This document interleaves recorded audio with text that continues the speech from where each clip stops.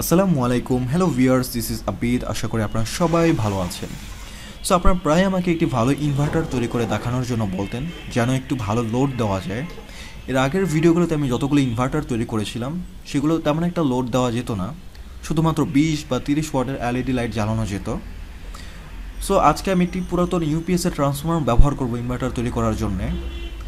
এর আগের ইনভার্টারে আমি যেসব ট্রান্সফর্মারগুলো ব্যবহার করেছিলাম, একদম নর্মাল যেগুলো ট্রান্সফর্মার, সেগুলো হচ্ছে শুধুমাত্র ভোল্টেজ স্টেপ ডাউন করার জন্য তৈরি করা হয়।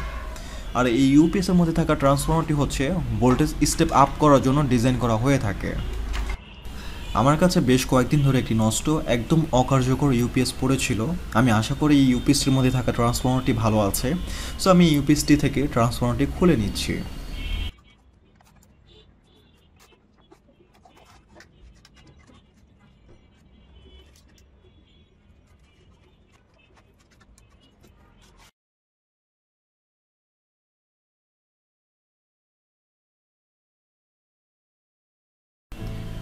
ইনভার্টার তৈরি করার জন্য আমি এখানে দুইটা মসফেট ব্যবহার করব।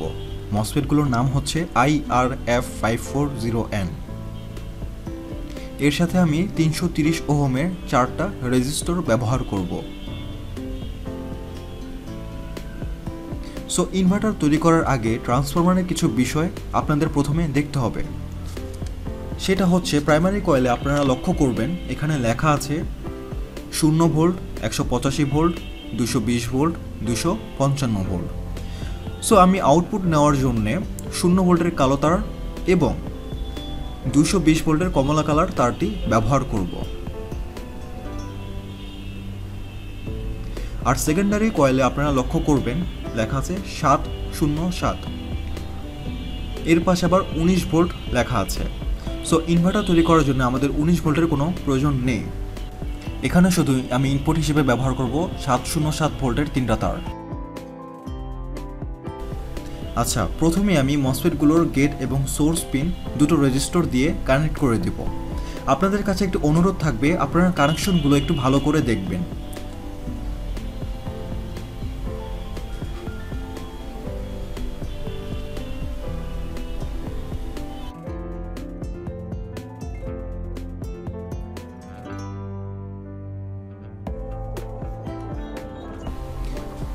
ঠিক এইভাবে আমি দুটো রেজিস্টর দুটো মসফেটের মধ্যে কানেক্ট করে নিয়েছি।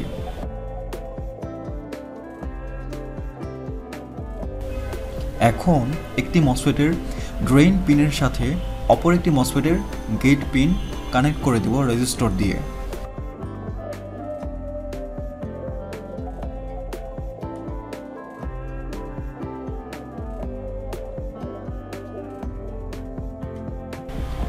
ঠিক একইভাবে এই মসফেটের ড্রেইন পিনের সাথে অপর মসফেটের গেট পিন রেজিস্টর দিয়ে কানেক্ট করে দেব।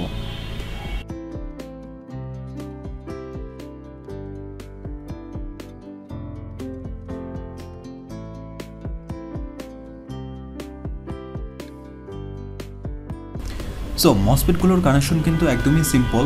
আপনারা যদি একটু ভালো করে দেখেন কানেকশনগুলো তাহলে সহজেই বুঝতে পারবেন।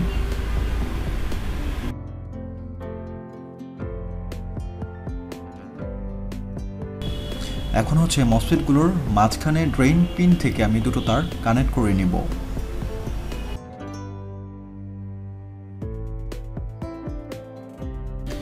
এই তারগুলো সরাসরি ট্রান্সফরমারের ইনপুটে যুক্ত হবে।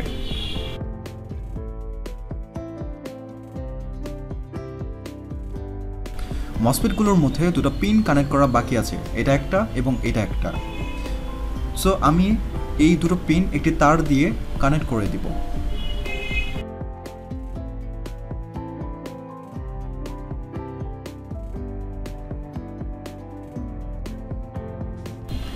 আর ব্যাটারির ইনপুট নেওয়ার জন্য ঠিক এই পয়েন্টে একটি কালো তার কানেক্ট করে নেব।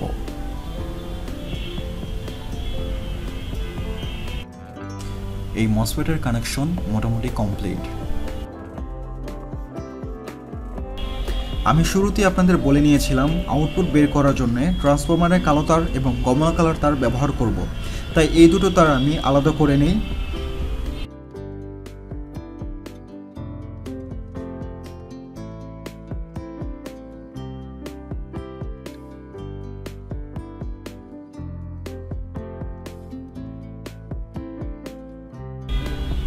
আর বাকি তারগুলো আমি সাইডে পেঁচিয়ে রেখে দিই। এখন সেকেন্ডারি কয়েলে 4টা পয়েন্ট আছে।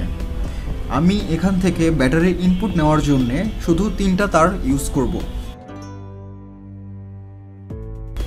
এখন ট্রান্সফরমারের 3টা তারের মধ্যে নীল কালার তারটা আমি মসফেটের যে লাল কালার তারগুলো কানেকশন করেছিলাম সেটার সাথে সংযুক্ত করে দিই।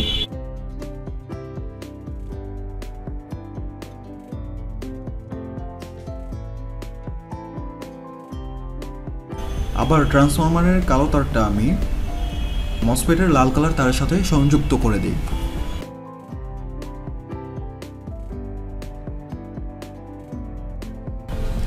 আর ব্যাটারির পজিটিভ ইনপুট দেওয়ার জন্য ট্রান্সফরমারের লাল তারটার সাথে একটা তার যুক্ত করে নিই।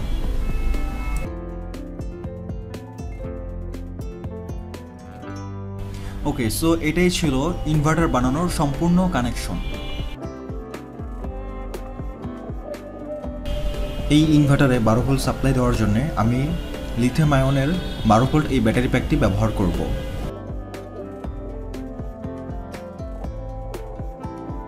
আপনাদেরকে একটু ব্যাটারির ভোল্টেজটি চেক করে দেখাই।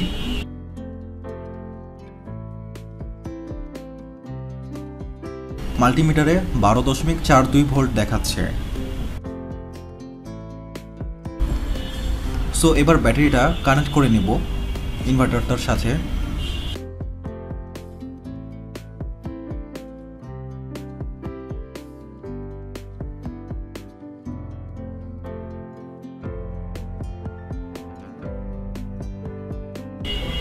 ট্রান্সফরমার থেকে একটা সাউন্ড আসতেছে, আমি যদি একটু মাইক্রোফোনটা কাছে নিয়ে ধরি তাহলে আপনারা শুনতে পারবেন।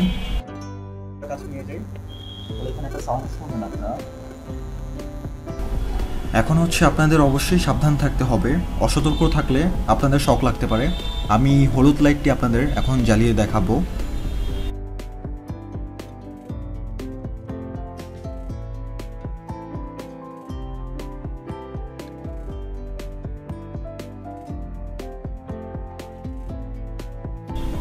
হাত দিয়ে ধরতেছি এর মানে এই না যে এখানে কোনো ভোল্টেজ নেই, আমি শুধু একটা তার ধরেছি তাই কোনো কিছু অনুভব হচ্ছে না।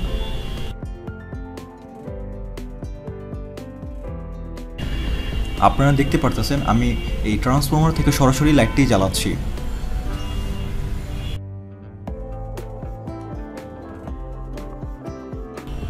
এই হলুদ লাইটগুলো কিন্তু সাধারণত এলইডি লাইট থেকে খুব বেশি কারেন্ট নিয়ে থাকে, আর এই হলুদ লাইটটি বেশ ভালোভাবেই জ্বলছে। সো এই ছিল একটু ভালো করে ইনভার্টার তৈরি করার প্রচেষ্টা। আমি জানি না এটা কতটুকু লোড নিতে পারবে, তবে ইউপিএসের গায়ে লেখা ছিল 650 VA।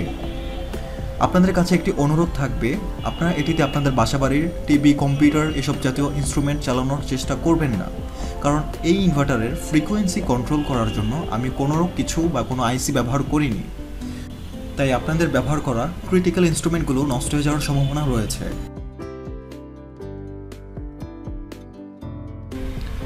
ও একটু সমস্যা হতে পারে, এখান দিয়ে ধোঁয়া উঠছে, আমার মনে হয় চিকন চিকন তার ব্যবহার করার কারণে। ওহো, এখানে তো একটা তার প্রায় গলেই গেছে।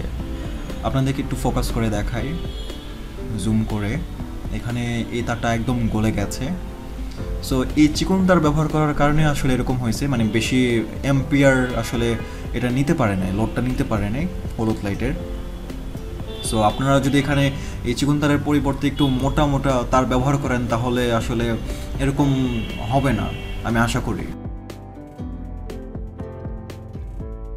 সো ভিউয়ার্স, এই ছিল আজকে আমার এই ভিডিওটি, আশা করি আপনাদের ভালো লাগবে। যদি ভিডিওটি ভালো লেগে থাকে অবশ্যই লাইক দিবেন, শেয়ার করবেন, আর আমার চ্যানেলটি অবশ্যই সাবস্ক্রাইব করবেন। আর দেখা হবে পরবর্তী ভিডিওতে, সে পর্যন্ত আপনারা ভালো থাকবেন। আল্লাহ হাফেজ।